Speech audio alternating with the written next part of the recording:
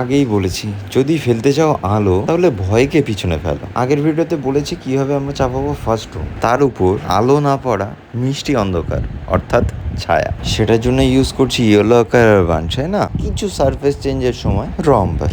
যদি তুমি আলোর তীব্রতা নিয়ে খেলতে চাও তাহলে একটা সিম্পল জিনিস তোমাকে বুঝতে হবে। আমাদের কাছে তীব্র আলো হলো পেপার হোয়াইট। তো পেপার হোয়াইটটা আমরা সব জায়গায় ইউজ না করে কিছু জায়গায় ইউজ করবো যেখানে আমরা তীব্র আলো ফেলতে চাই।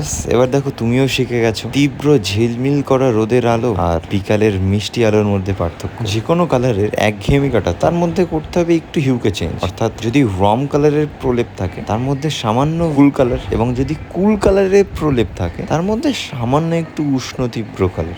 এখানে জানালাটার জন্য আমি ইউজ করছি বানসাইনা এবং অলিভ গ্রিন।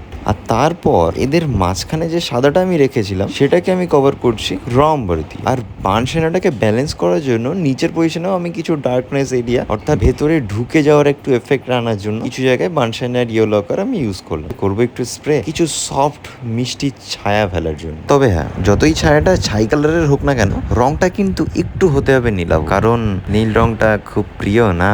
আরো যদি নিতে চান জ্ঞান তবে একটু ফলো করে দেন।